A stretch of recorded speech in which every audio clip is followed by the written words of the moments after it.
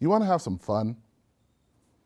Go on Facebook today, pick a relatively benign topic, post a relatively moderate position, and then watch all your friends lose their minds. Why does everyone want to argue so much, especially on social media? My name is Dr. Christopher Bell, and I am an associate professor of media studies and the director of the graduate program in communication here at UCCS. And I've been teaching and studying rhetorical strategy for about 15 years. Today, I'm going to give you a secret weapon you can bring into those Facebook fights that are going to make you way more effective than all of your friends.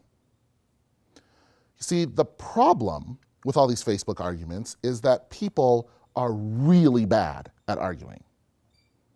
Like really, really bad. They don't know how to open an argument. They don't know how to present a problem. They don't know how to suggest a solution. They don't even know how to make you see their point of view or make you take any action. They just attack.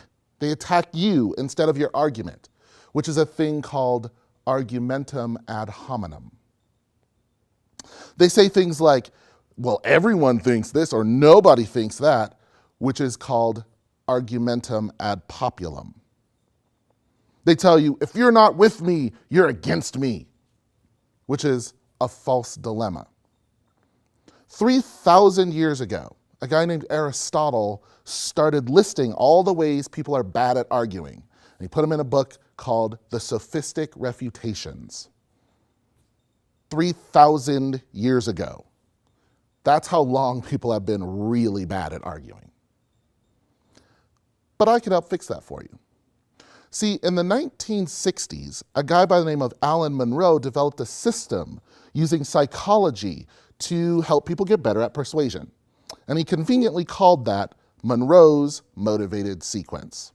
And let me tell you, it works. You see, what you do is you start with a strong attention getter.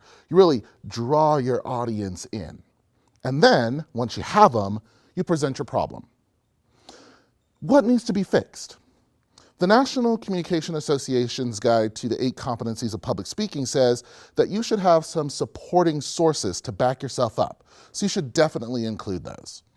And once you've presented the problem and you've showed how important it is, then you start laying out the solution. You go step by step and you detail exactly how you're going to fix the problem. And after that, you start your audience to visualizing what the world would be like if they used your solution, or more importantly, what the world would be like if they didn't use your solution. And at the end, you wrap it all up with a strong call to action. You give your audience something they can do.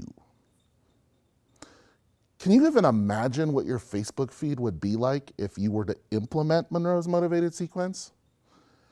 Think about how hard it would be to argue against such a well-crafted, well-structured argument. It would force your friends to spend more time thinking about what they said, rather than just posting in anger or complaining all the time. Wouldn't that be awesome? Picture this.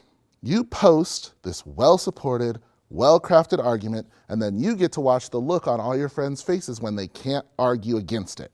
It's going to be priceless. So look, you can be one of the millions of Facebook users just trolling all your friends and shouting into the wind, or you can start using Monroe's motivated sequence. You can destroy those petty Facebook squabbles. I promise you this technique works. Try it today.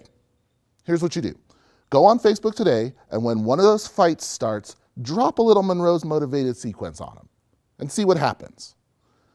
I promise you, you won't be sorry. Trust me, I'm a doctor.